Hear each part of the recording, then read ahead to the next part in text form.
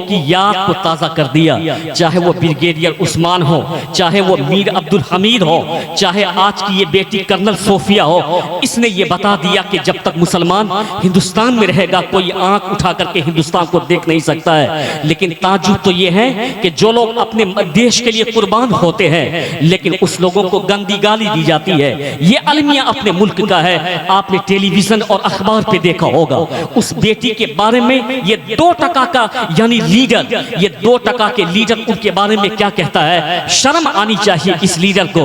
लेकिन मैं ये कहना चाहता हूँ कि बीजेपी उसके नबी की रिफत पे हमला किया जाता, उस नबी के जुदो सखा पे हमला किया जाता है। इसलिए मैं कहना चाहता हूँ कि अपने जज्बे को बेदार कीजिए।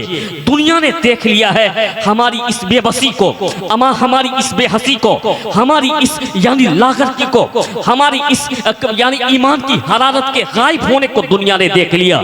इसलिए आज से अहद कर ले कि हमारी इज्जत तभी सलामत रहेगी जब तक मुस्तफा जाने रहमत की अजमत पे हर्फ न आए। इसलिए कि जब जब मुस्तफा जाने रहमत की अजमत बुलंद हम करेंगे हमारी इज्जत बढ़ती जाएगी। जब जब हम अपने नबी की अजमत का चर्चा करते रहेंगे हमारी इज्जत कम नहीं होगी बल्कि हमारी इज्जत बढ़ती चली जाएगी। ना कहा था आला हजरत ने, सरकार आला हजरत को आज से 150 साल पहले उस खानदान को कौन जानता था। गिने चुने लोग उस खानदान को जानते होंगे लेकिन आज पूरी दुनिया उस खानदान के बच्चे बच्चे को जानता है। आला हजरत तो बहुत बड़ी जात, लेकिन उस खानदान के मुफ्ती आज़म हिंद तो बहुत बड़ी जात, हुज्जतुल इस्लाम ताज शरिया तो बहुत बड़ी जात। उस खानदान के एक एक शहजादे को पूरी दुनिया जानती है। चाहे वो तौसीफ़े मिल्लत हो, चाहे वो अज़्ज़ते मिल्लत हो, चाहे वो अरसलाने मिल्लत हो, बच्चा बच्चा उस खानदान के ये खानदान को पूरी दुनिया जानती है। क्यों कि उसने मुस्तफ़ा की अजमत पे पहरा देने का काम किया, मुस्तफ़ा की अजमत को बुलंद करने का काम किया और दुनिया को मजाज दिया। मिट गए मिटते हैं मिट जाएंगे आदा तेरे, न मिटा है न मिटेगा कभी चर्चा तेरा। और दुनिया को मजाज दिया खाक हो जाए अबू जलकर मगर हम तो रसा दम में जब तक दम है जिक्र उनका सुलाते जाएंगे। यानी मजाज दिया कि नबी के नामूस पे अगर जो हाथ उठेगा वो हाथ तोड़ दिया जाएगा, नबी के नामूस पे जो आंखें उठेगी वो आंख फोड़ दिया जाएगा, नबी के नामूस पे जो नापाक सामान चलेगी वो काट दिया जाएगा। उसने सारा कुछ मुस्तफा के ऊपर कुर्बान कर दिया। तो आकाए दो जहां ने इनाम अता फरमाया कि आज गली गली मोहल्ले मोहल्ले में हर बच्चा पुकार करके कहता है डाल दी कल्ब में अजमत मुस्तफा सैयदी आला हजरत पे लाखों सलाम। यानी आज गली गली मोहल्ले मोहल्ले में बच्चा पुकार पुकार करके कहता है डाल दी कल्ब में अजमत मुस्तफ़ा सैयदी आला हजरत पे लाखों सलाम। इसलिए मैं ये कहना चाहता हूँ कि जो कौम अपनी मस्जिद को आबाद न कर पाए वो कौम मस्जिद बचा नहीं सकती है, क्योंकि मस्जिद बचाना आबाद करने से ज़्यादा मुश्किल है। इस नबी के नामूस पे शहादत देना उसकी बज़्म को आबाद करने से ज़्यादा मुश्किल है। जो बज़्म आबाद न कर पाती हो जो कौम, वो नबी के नाम पे शहादत क्या पेश कर सकती है। जो कौम मस्जिद को आबाद न कर पाती हो वो कौम मस्जिद को बचाने के लिए अपनी शहादत क्या पेश कर सकती है। इसलिए मैं कहना चाहता हूँ कि अल्लाह का जिक्र क्या है, मोहब्बत क्या है। जनाब इब्राहीम अलैहिस्सलाम से पूछिए, जिसकी सुन्नतों को आज जिंदा किया जाता है उसे इबादत से ताबीर कर दिया गया ताकि मेरे खलील मेरे दोस्त की वो सुन्नत भुलाई न जाए बल्कि उस सुन्नत को याद किया जाए। अब मैं ये कहना चाहता हूँ जनाब इब्राहीम अलैहिस्सलाम खलीलुल्लाह है, उसके बाद आप अल्लाह के दोस्त हैं। आप यानी एक दफा अपने घर से बाहर निकलते आपने देखा कि एक साहब अल्लाह का जिक्र कर रहा है। वो क्या जिक्र करता है, यानी अल्लाह का जिक्र कर रहा है। अल्लाहु अकबर ला इलाहा इल्लल्लाह वल्लाहु अकबर अल्लाहु अकबर वलिल्लाहिल हम्द। ये बातें मैं आपको इसलिए कहना चाहता हूँ कि अल्लाह के जिक्र में मिठास कैसी है, उसके लिए दिल भी अच्छा होना चाहिए। जब दिल बेहतर होता है तो उस जिक्र की मिठास का एहसास होता है। जब दिल अच्छा होता है तो तिलावत की मिठास का एहसास होता है। जब दिल अच्छा होता है तो जिक्र इलाही की मिठास का एहसास होता है। दिल अगर मुर्दा हो तो तिलावत में मजा नहीं मिलता, इबादत में मजा नहीं मिलता, जिक्र रसूल में मजा नहीं मिलता। तब तो फिर यानी मैखाने में ही मजा मिलता है, तब तो फिर यानी गैर महरम की आवाज सुनने में ही मजा मिलता है। जनाब इब्राहीम अलैहिस्सलाम ने जैसे ही उससे अल्लाह अल्लाह का जिक्र सुना, अल्लाह की तस्वीर सुनी, वो कहता है अल्लाहु अकबर, अल्लाहु अकबर, ला इलाहा इल्लल्लाह वल्लाहु अकबर वलिल्लाहिल हम्द। यानी इतना उसने कहा, जनाब इब्राहिम अलैहिस्सलाम उसके करीब चले जाते, कहते कि तुमने अल्लाह की किबरियाई की है और अल्लाह की तस्बीह बयान की, अल्लाह का जिक्र तुमने किया है, मुझको वो जिक्र बहुत पसंद आया, मेरे दिल को उस जिक्र ने बहुत सुकून दिया है, दोबारा तुम उस जिक्र को करो। इतना कहना था तो सामने वाला ये कहता है कि अगर मैं दोबारा वो जिक्र तुमको सुना दूं तो तुम उसके बदले में मुझको क्या दोगे? तो जनाब इब्राहिम अलैहिस्सलाम की मोहब्बत को देखें, यहाँ जिक्र सुनने के लिए आपसे कुछ मांगा नहीं जा रहा है, बल्कि फ्री में आपको जिक्र सुनाया जा रहा है, मुस्तफ़ा की हदीस आप तक पहुंचाई जा रही है। जनाब इब्राहिम अलैहिस्सलाम से कहते हैं वो कि जब मैं तुमको जिक्र सुनाऊं तो तुम उसके बदले में मुझको क्या दोगे? तो कहा कि मेरे पास ये जो बकरियां हैं जिसको मैं चराने के लिए चरागाह की तरफ लेके जा रहा हूं, ये आधी बकरी मैं तुमको दे दूंगा अगर तुमने अल्लाह का वो जिक्र सुना दिया। वो कहता है अल्लाहु अकबर, अल्लाहु अकबर, ला इलाहा इल्लल्लाह वल्लाहु अकबर वलिल्लाहिल हम्द। इतना कहना था कि अब जनाबी इब्राहिम अलैहिस्सलाम उसके जिक्र से मस्त हुए। फिर ये कहते हैं कि तुम मुझको अल्लाह का वो जिक्र फिर सुना दो, इसलिए कि मेरे दिल को उस जिक्र से सुकून मिलता है, आराम मिलता है। फिर उनके बाद उसने ये जिक्र सुना दिया, फिर आधी बकरियां उनको दे दिए। इब्राहिम अलैहिस्सलाम का दिल अभी नहीं भरा है, कहा कि मुझको फिर एक बार तुम वो अल्लाह का जिक्र सुना दो। कहा कि इस बार अगर मैं अल्लाह का जिक्र सुना दूं, तेरे पास तो कोई बकरियां नहीं है, तुम मुझको क्या देगा? कहा कि सच कहा तुमने कि अब मेरे पास तो बकरी नहीं, लेकिन इतना है कि तुम अगर मुझको ये जिक्र सुना दो तो मैं तेरी गुलामी करूंगा, यानी तेरे पास मुलाजमत करूंगा, तुम मुझको जो काम कहोगे मैं वो काम करूंगा, यानी मैं तेरे पास रह जाऊंगा, तुम मुझसे सालों साल तक काम कराते रहना। इतना सुनना था। वो फिर वही जिक्र करता है अल्लाहु अकबर, जो तस्बीह पढ़ी जाती है। फिर पढ़ने के बाद जनाब इब्राहिम कहते हैं कि ठीक है, तुम मुझको अपने पास लेके चलो, अब मैं तेरे यहाँ नौकरी करूंगा, तेरा काम करूंगा। वो मुस्कुराता, कहता मैं इंसान नहीं, मैं तो फरिश्ता हूं। मैंने रब से कहा था कि तू इब्राहिम को खलील कहता है, तो रब ने कहा था कि अगर तुझे आजमाना है तो जाओ मेरे दोस्त को आजमा ले और देख ले कि उसकी दोस्ती किस कदर मजबूत है मुझसे। तो ये बकरियां जो तुमने मुझको दिया था, ये बकरियां भी तुम लेकर के जाओ। मैंने देख लिया कि तेरी दोस्ती किस कदर मजबूत है और तुम अपने रब से किस कदर मोहब्बत फरमाते हो। वो फरिश्ता चला जाता है। क्या मतलब? ये रब का जिक्र क्या होता है, इसके लिए दिले इब्राहिमी होना जरूरी है। नबी का जिक्र क्या होता है, इसके लिए दिले सिद्दीकी का होना जरूरी है, दिले फारूकी का होना जरूरी है, दिले उस्मान का होना जरूरी है, दिले मौला अली का होना जरूरी है।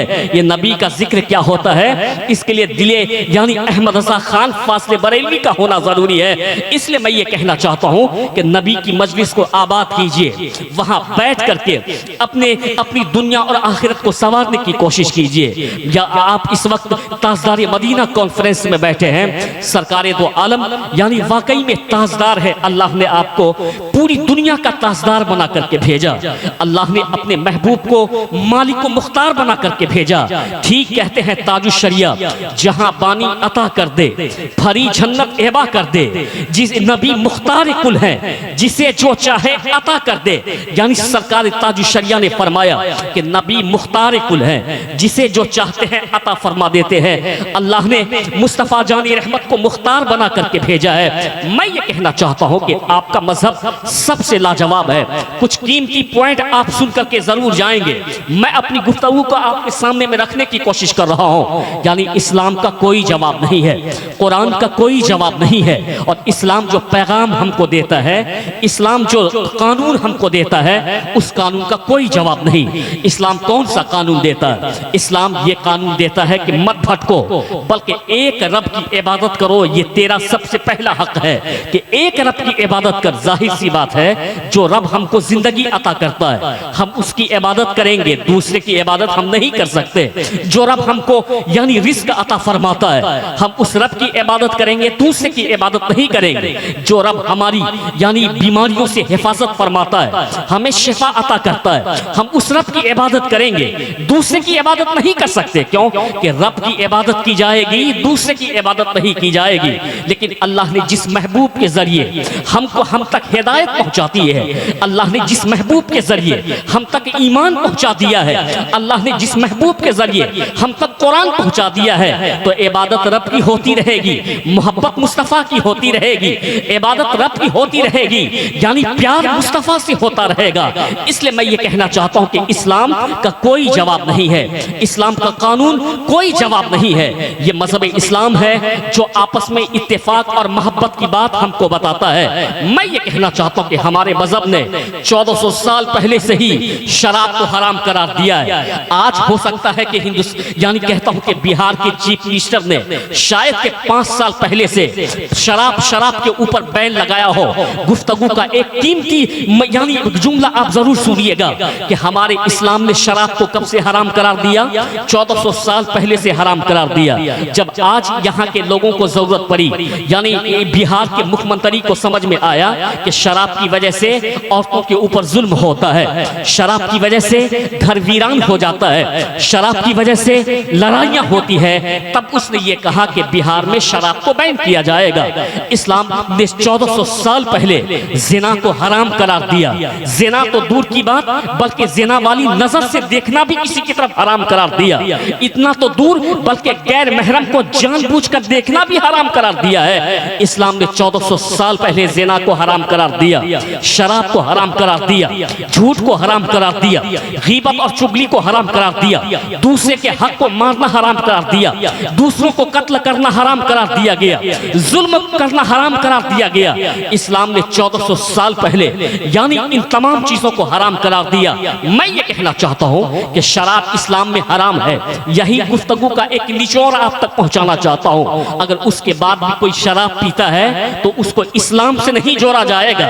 ये उसके बदअमल हैं जो वो खुद करके गुनाह का इर्तिकाब कर रहा है। इस्लाम से उसका कोई ताल्लुक नहीं हो सकता। क्यों? कि इस्लाम ने 1400 साल पहले ही शराब को हराम करार दिया। अगर कोई यानी कहता है कि मैं मुसलमान हो और उसके बाद वो शराब पीता है, उसको इस्लाम से कोई ताल्लुक नहीं, ये उसके बुरे अमल है। इस्लाम ने ज़िना को हराम करार दिया। उसके बाद अगर कोई ज़िना करता है, ये उसका बुरा अमल है, इस्लाम से उसका कोई ताल्लुक नहीं। अगर कोई दूसरों की प्रॉपर्टी को हड़पता है, इस्लाम ने हराम करार दिया, ये उसका बुरा अमल है, इस्लाम से कोई ताल्लुक नहीं। इस्लाम ने कहा कि एक जान अगर नाहक मारी जाए, अगर जुल्म के साथ किसी एक को कत्ल किया जाए तो पूरी इंसानियत का कत्ल किया जाता है। अगर कोई जुल्म करे तो ये उसका बुरा अमल है, इस्लाम का कोई ताल्लुक नहीं है। इसलिए मैं कहना चाहता हूँ, किसी भी तशद्दुद का इस्लाम से कोई ताल्लुक नहीं, किसी भी वायलेंस का इस्लाम से कोई ताल्लुक नहीं, किसी भी अत्याचार का इस्लाम से कोई ताल्लुक नहीं, किसी भी जुल्म का इस्लाम से कोई ताल्लुक नहीं। ये हमारा मुल्क हिंदुस्तान है। मैं हिंदुस्तान के लोगों को पैगाम देना चाहता हूँ, इस्लाम तो अमन का नाम है। अरे तुम आतंकवाद की बात करते हो। जिस यानी बाप बेटी को जब दफन करता था जमीन में, ये बोलो कि ये आतंकवाद था कि नहीं? यानी बेटी को जमीन में दफन करना ये दहशतगर्दी है। मिटाया किसने? इस्लाम ने इस दहशतगर्दी को मिटाया। मैं कहता हूँ कि जिसका शौहर मर जाए उसको निकाह की इजाजत नहीं दी जाती थी, उसको मनहूस कहा जाता था, औरत को डाइन कहा जाता था। ये दहशतगर्दी थी कि नहीं? मिटाया किसने? इस्लाम के पैगंबर ने मिटाया। मैं ये कहना चाहता हूँ कि अगर किसी के यहाँ बेटी पैदा हो तो उसका बाप अपने चेहरे को छुपा लेता था। ये दहशतगर्दी थी कि नहीं? मिटाया किसने? इस्लाम ने मिटाया। मैं ये कहता हूँ कि सिर्फ जूता और जूते से लग जाए, बाजार में तलवारें निकल आती थी, ये दहशतगर्दी थी कि नहीं? मिटाया किसने? इस्लाम ने मिटाया है। मैं ये कहना चाहता हूँ, काले और गोरे को फर्क किया जाता था। तू काला है तो गोरे के दस्तरखान पे नहीं बैठ सकता है। मिटाया किसने? इस्लाम ने मिटाया। तू छोटी जाति का है तो इस इबादत गाह में नहीं आ सकता है, ये दहशतगर्दी थी। मिटाया किसने? इस्लाम ने मिटाया है। इसलिए मैं पूरी दुनिया को पैगाम देना चाहता हूँ, इस्लाम ने आतंकवाद को मिटाने का काम किया है, इस्लाम ने दहशतगर्दी को मिटाने का काम किया। बेटी को दफन करना दहशतगर्दी थी, इस्लाम के पैगंबर ने मिटा करके दुनिया को पैगाम दिया। बेटी जहमत का नाम नहीं बल्कि रहमत का नाम है। 3 3 बेटी की परवरिश करो या 1 बेटी की परवरिश करो, इल्म से आरास्ता करो, मुनासिब रिश्ता देख करके निकाह कर दो। मैं अल्लाह का रसूल इस बात की जमानत लेता हूं कि तुम मेरे साथ ऐसे ही जन्नत में रहोगे जैसे हाथ की उंगलियां एक उंगली दूसरी उंगली के करीब रहती है। अब मैं आपको यह समझाना चाहता हूं कि पूरी दुनिया के फसाद को इस्लाम ने मिटाने का काम किया। अब अगर कोई इस्लाम का चोला ओढ़ करके इस्लाम को बदनाम करने की कोशिश करे और ये कहे कि तुम ये कलमा पढ़ो, नहीं पढ़ोगे तो तेरे ऊपर अत्याचार किया जाएगा, ये उनका अपना नापाक काम हो सकता है, इस्लाम से उसका कोई ताल्लुक हो ही नहीं सकता है। ये उसका बुरा अमल हो सकता है, मजहब से उसका कोई ताल्लुक हो नहीं सकता है। लेकिन मैं ये कहना चाहता हूँ, हमारा मुल्क हिंदुस्तान जिससे हम मोहब्बत करते हैं, क्यों ना मोहब्बत करें। हम यहाँ पैदा हुए, हमने यहाँ आंखें खोली है, यहाँ हमारी इबादत गाहें हैं, हम इबादत करते हैं, यहाँ हमारा मदरसा है, हम अपने दीन की बात लोगों तक पहुँचाते हैं। इसी मिट्टी में रह करके हम अपने दुनिया और आखिरत को संवारने की कोशिश करते हैं। हमारा ये पूरा यानी प्यारा मुल्क हिंदुस्तान, हमेशा मुसलमानों ने हिंदुस्तान को आबाद करने की कोशिश की है। आप हिंदुस्तान में घूमिए, ताजमहल देखिए तो मुसलमानों की देन है। आप हिंदुस्तान में घूमिए, कुतुब मीनार देखिए तो मुसलमानों की देन है। आप हिंदुस्तान में घूमिए, आप लाल किला देखिए तो मुसलमानों की देन है। चाहे जंग आजादी उठा करके देखें, आप देखें अल्लामा फजल हक खैराबादी की कुर्बानी को, देखें आप मुफ्ती इनायत अहमद काकुरवी की कुर्बानी को, देखें आप मैं कहता हूं कि अहमदुल्लाह शाह मदरासी की कुर्बानी को, देखें आला हजरत के दादा मुफ्ती रजा अली की यानी काविशों को। तो मुसलमानों ने हर मौके से इस्लाम के मानने वालों ने अपने मुल्क की हिफाजत फरमाने की कोशिश की है। और ये पैगाम आज से नहीं बल्कि मुसलमानों ने सदियों से दिया है कि इस मुल्क की तरफ जो आंख उठाएगा मुसलमान उसकी आंख लोच लेने का काम करेगा। इस मुल्क की तरफ जो हाथ बढ़ेगा मुसलमान उस हाथ को तोड़ देने का काम करेगा। इस मुल्क की तरफ जो कदम बढ़ेगा मुसलमान उस कदम को तोड़ देने का काम करेगा। इसलिए कि हमने अपने मुल्क से मोहब्बत की है, चाहे हमारे जंगे आजादी के मुजाहिद हो, चाहे हिंदुस्तान आजाद हो जाए, चाहे ब्रिगेडियर यानी मैं कहता हूं कि उस्मान क्यों ना हो, उसने अपने बदन पर गोला खा लिया लेकिन 1 इंच जमीन यानी दुश्मन ले उसने गवारा नहीं किया। हमने कभी उस्मान ब्रिगेडियर बन करके हिंदुस्तान की हिफाजत की है, तो हमने कभी अब्दुल हमीद बन करके हिंदुस्तान की हिफाजत की है। जब आज यानी हिंदुस्तान के ऊपर नापाक आंख उठी तो इसी समाज की एक मुस्लिम बेटी जिसको कर्नल सूफिया कहा जाता है, उसने अपने आबा-उजदाद की तारीख को याद करके पूरी दुनिया को पैगाम दिया, जब तक हिंदुस्तान में मुसलमान का एक बच्चा रहेगा हिंदुस्तान को कोई आंख दिखा नहीं सकता है। हिंदुस्तान कल भी बुलंद था, आज भी बुलंद है और हिंदुस्तान हमेशा बुलंद ही रहेगा। यानी उसने ये बता दिया कि जब तक मुसलमान का एक भी बच्चा इस मुल्क में सलामत रहेगा हिंदुस्तान को कोई आंखें दिखा ही नहीं सकता है, हिंदुस्तान की तरफ कोई आंख उठ नहीं सकती है। उसने अपने आबा-उजदाद और अपने पहले के लोगों की याद को ताज़ा कर दिया, चाहे वो ब्रिगेडियर उस्मान हो, चाहे वो मीर अब्दुल हमीद हो, चाहे आज की ये बेटी कर्नल सोफिया हो। इसने ये बता दिया कि जब तक मुसलमान हिंदुस्तान में रहेगा कोई आंख उठा करके हिंदुस्तान को देख नहीं सकता है। लेकिन ताजुब तो ये है कि जो लोग अपने देश के लिए कुर्बान होते हैं लेकिन उस लोगों को गंदी गाली दी जाती है। ये अलमिया अपने मुल्क का है, आपने टेलीविजन और अखबार पे देखा होगा। उस बेटी के बारे में ये 2% का यानी लीडर, ये 2% के लीडर उनके बारे में क्या कहता है, शर्म आनी चाहिए इस लीडर को। लेकिन मैं ये कहना चाहता हूँ कि बीजेपी जो अपने आप को पूरी दुनिया में सबसे बड़ी पार्टी के तौर पे पेश करती है, क्या उसको ये खबर नहीं मिली कि इसने किस कदर एक कर्नल को, इसने देश के ऊपर मर मिटने वाले सिपाहियों को किस कदर गंदी बात कही है। फौरन उनको उतार करके फेंक देना चाहिए था और ऐसे फेंकना चाहिए था जैसे कि जूते जब खराब हो जाते हैं और उसको ऐसे जंगल में फेंक दिया जाता कि दोबारा उस जूते की पॉलिश और रिपेयरिंग नहीं होती है। लेकिन इससे यह पता चलता है कि इन्हें तो सिर्फ अपने वोट से मोहब्बत है, इन्हें तो सिर्फ अपनी पार्टी को जिताने से मोहब्बत है। इसलिए मैं कहना चाहता हूँ कि तुमको वोट से मोहब्बत रहे, तुमको पार्टी से मोहब्बत रहे, तुमको कुर्सी से मोहब्बत रहे, तुमको यानी इलेक्शन से मोहब्बत रहे, लेकिन मुसलमानों को हिंदुस्तान से मोहब्बत है, मोहब्बत थी, मोहब्बत है और हमेशा मुसलमानों को अपने इस मुल्क से मोहब्बत रहेगी। इसलिए मैं ये कहना चाहता हूँ कि हम पैगंबर इस्लाम के मानने वाले हैं, जिस पैगंबर इस्लाम ने मोहब्बत का पाठ अपने वतन से सिखाया है। सरकारे दो जहां की उस जिंदगी को देखिए। बस चंद बातें मैं आपके सामने में रखना चाहता हूँ और उसके बाद अपनी तकरीर को समेटना चाहता हूँ। हुजूर निकलते हैं मक्कतुल मुकर्रमा से, रात के अंधेरे में सरकारे दो आलम ने एक नजर काबा की तरफ उठाई और अपने घर बार को देख करके कहा, ऐ वतन अजीज, इस कदर तू मुझको प्यारा है कि अगर ये नौबत न आती और मेरी कौम मुझको मजबूर न करती तो हम अपने इस वतन को कभी नहीं छोड़ते। सरकार मदीना चले जाते हैं तो हुजूर ने ये बताया कि वतन किस कदर प्यारा होता है।